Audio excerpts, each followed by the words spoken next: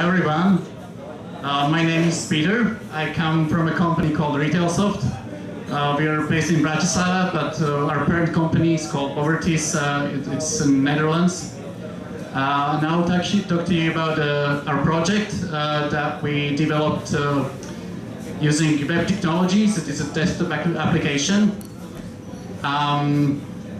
In particular, I'll mention Electron for bundling of web applications for the desktop, Polymer for using web components to build a complex application, and Node.js as a programming language or as an environment you can use on the server, and CouchDB, which is a distributed database you can use to synchronize data between your application and the server. At the beginning, just shortly about our company. We are a small company in Bratislava, and we develop application for the retail, which involves point of sale, ticketing applications, payment terminals, and other software. This project I'll use as an example of how you can use the technologies that I mentioned. This is a Dutch application which is meant to be used on kiosks. So it is an embedded application, and it shows a catalog of products which you can browse and place an order. And it's very heavy on 2D graphics, for which web technologies are suitable because they're good for making presentation type graphics and animations. This is an application of our software and hardware. This is in Hornbach in the Netherlands. So the use case is that we install the kiosk at various retailers, and people can come to the kiosk and browse the catalog of the manufacturer and order products if they want. So it's kind of an use of internet. It brings internet shopping to retail, to an actual shop. The architecture of our application is like this. We have like a client which runs on the kiosk and a server. The client is built using Electron and Polymer and CouchDB, and it communicates with the server over a REST interface. And on the server we run Node.js and CouchDB for where the catalog is stored.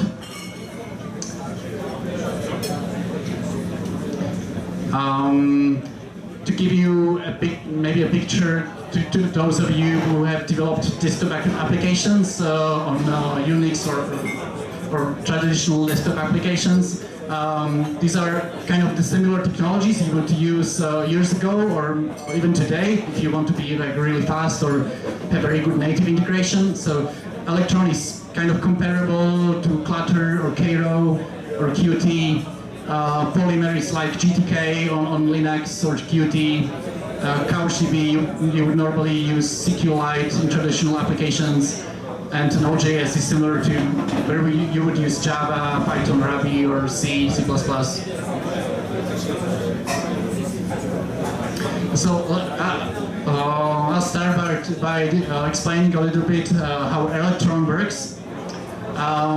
It is basically a tool which allows you to bundle a web application inside a native window. So you can use that as on the desktop on Linux or macOS or Windows. And it's very portable. It's like very easy to package your application for any operating system. It uses the Chromium web engine. So it is like up to date with all the web technologies. How it works technically is that it has a rendering process and a making process. The renderer runs Chromium, and the main process runs Node.js. So if you want to do any interaction with the operating system, you would normally do it in the Node.js process. And for the rendering, use Chromium, which behaves like a normal browser. You can run almost any normal web application in it. Okay. I have prepared a short example. Okay, let me first show you our application, what it looks like.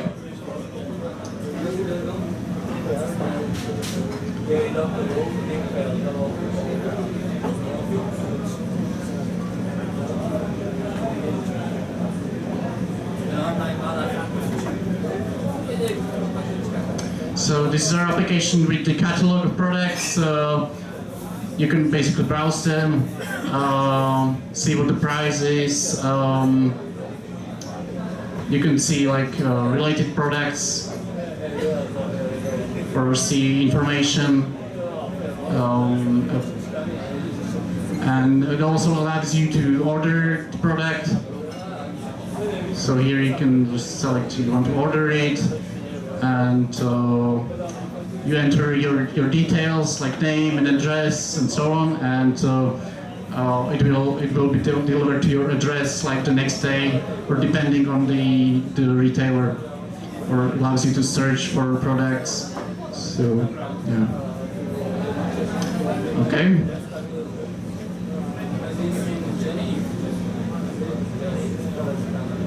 And this is like a short example in Electron to show you how it works. This is the main process. It is written in JavaScript and runs in Node.js. It basically tells Electron to open a browser window with the size 800 times 600 pixels and to load an HTML file in it. And the other code is just a boilerplate code for closing the window. So here in main.js, this is the file which is shown, is the main process, and here I have index.html, which is some sample text which is loaded in the window.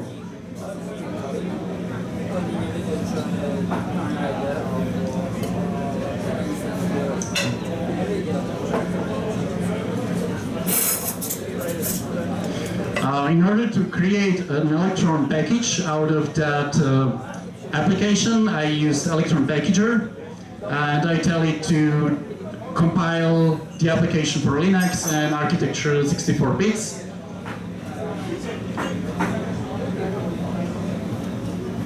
And now it is written in out, so I can start the application. So it creates an ordinary Linux executable. If you compile to Windows, for example, it will create an exe file which you can run without installation. So if I'm running, it will create a window and display the simple HTML page inside.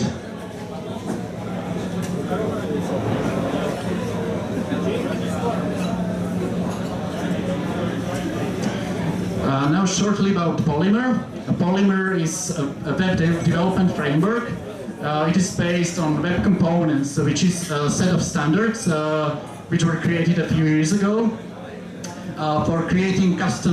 mostly for creating custom elements. So you can extend HTML with your own elements which behave in a very customizable way. And major features of this framework is that you can do data binding or use templates, so on. It is very similar to, for example, AngularJS or React Elm. So what are web components? Web components consist of a few standards. One of them is HTML imports, which allows you to import an external HTML file into your other HTML file using link. Then you have templates which allow you to create a kind of encapsulated HTML code inside your HTML file and just load the content. Then you have Shadow DOM, which is like a hidden part of document object model inside HTML. Which is like inside your custom element, and custom elements allows you to create new tags. This is like not very important to know if you use Polymer, because Polymer takes care of all of this. It uses the underlying HTML standards to create new elements.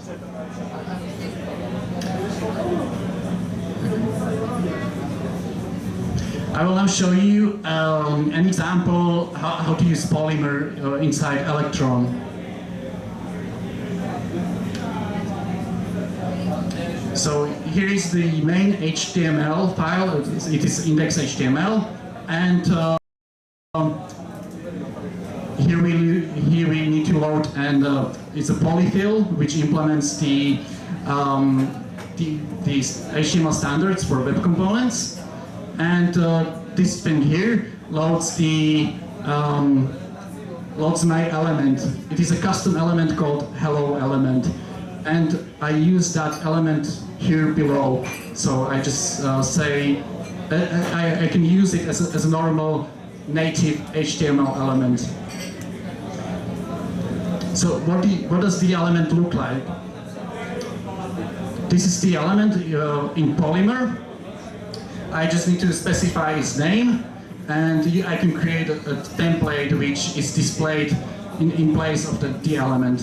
So I just say like hello name, and the name is a variable. You can have variables in Polymer elements which are data bound to your templates, similar to maybe Angular or other templating languages. And also Polymer provides basic statements like an if statement you can use in your templates, or you can have loops also using a similar syntax as here. And you can also have nested styles, and all of the styles you write in an element is specific to that element, so it doesn't leak into the main document. You can, for example, I could use IDs, HTML IDs inside the template, and they don't leak into the main element. So you can have like your nested scope.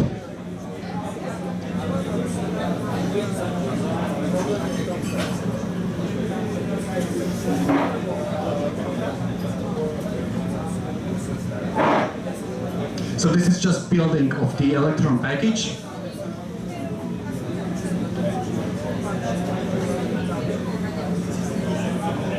And now when I run it, this thing here, hello Rubislava, is the custom element. And it is data bound to this input element, so whatever I type inside is automatically displayed in the template.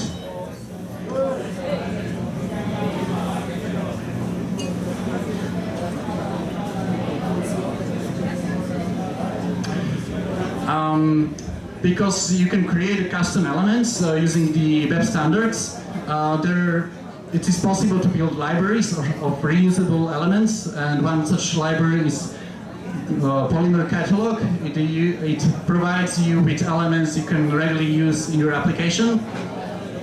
And also there is a website called Custom Elements, which is another library of contributed elements by anyone.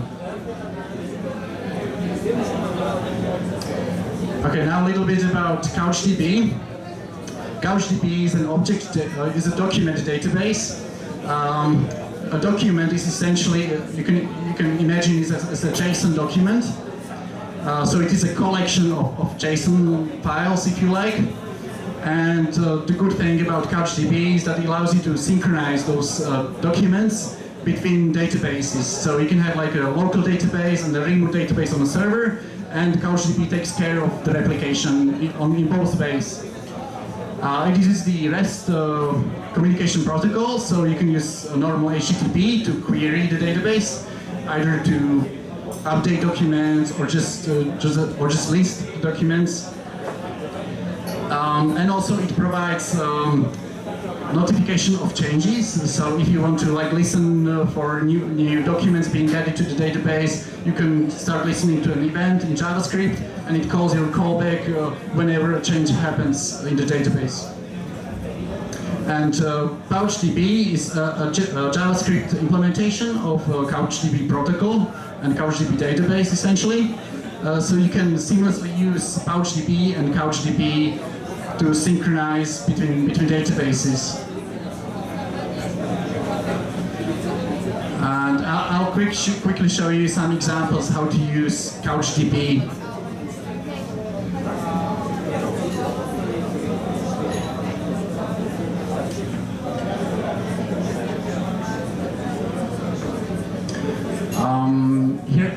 Here I have like the CouchDB interface, where I can manage databases and objects. So I'll create a test database.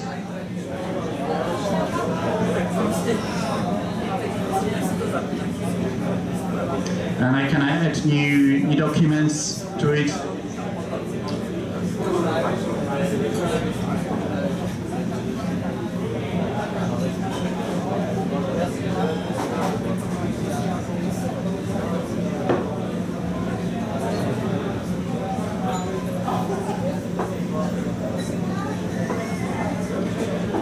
And now the good thing about CouchDB is that it has the REST interface. So you can use tools like curl to query the database.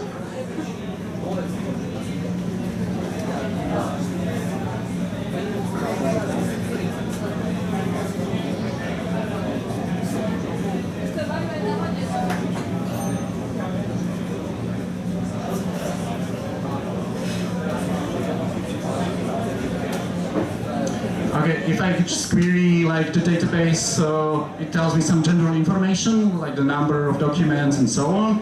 But I can also list, for example, the documents in the database.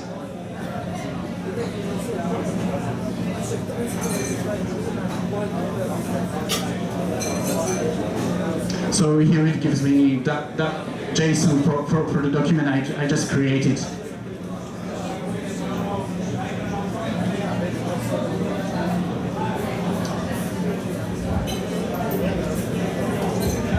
So it looks like this.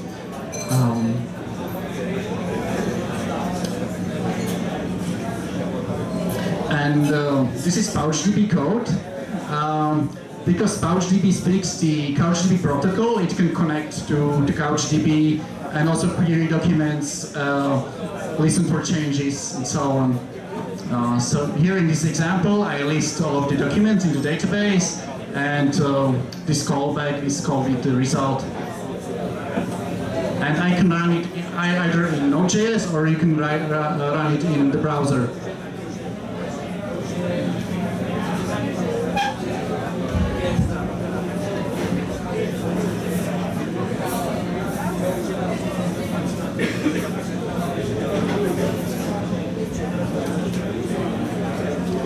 So this was just the all docs command, which gives me all available documents.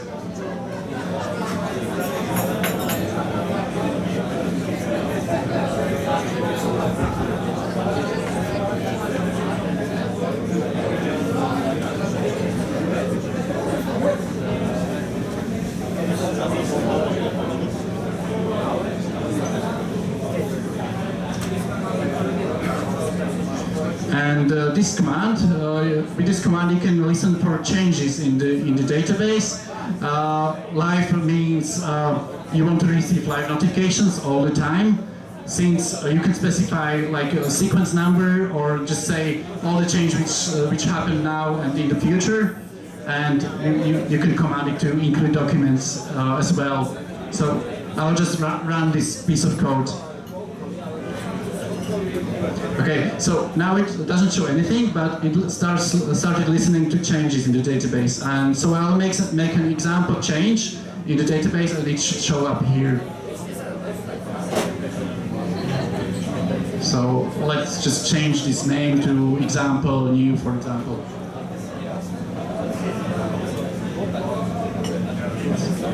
Okay, so now I saved the document, and it appeared on the console. It tells me that there has been a change to this document, and it tells me also the new document, what it looks like.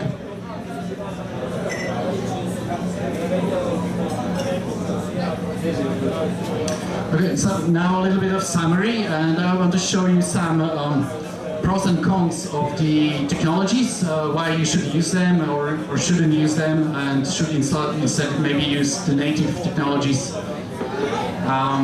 So Electron the good thing is that you can use just HTML5 and JavaScript, which you may know from web development, for the development of complex desktop applications. The other thing is portability. It is very easy to make an application with Electron which runs on Linux, Windows, and Mac OS, and looks the same everywhere.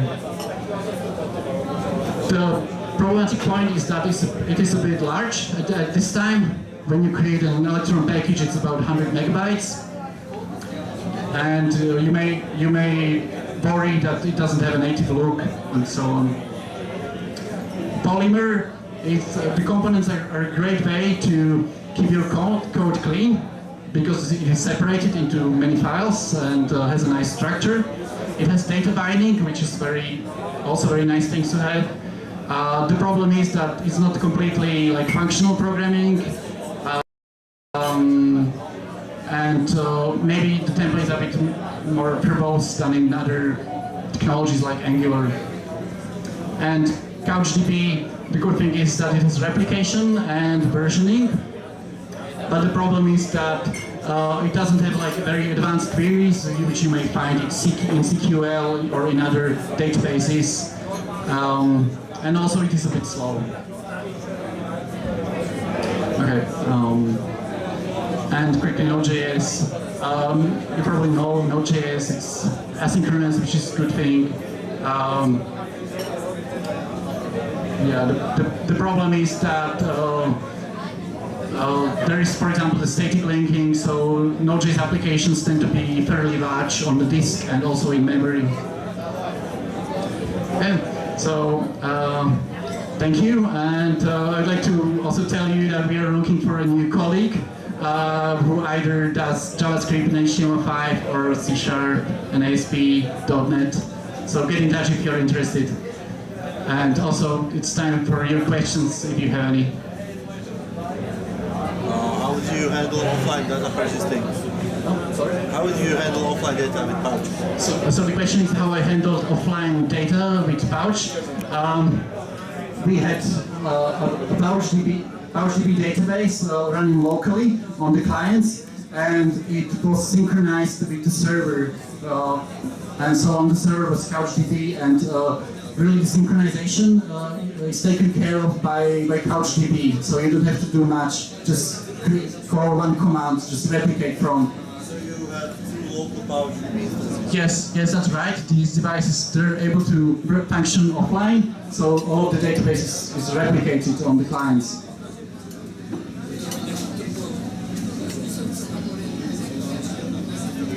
Anyone else? Okay, so thank you for your attention.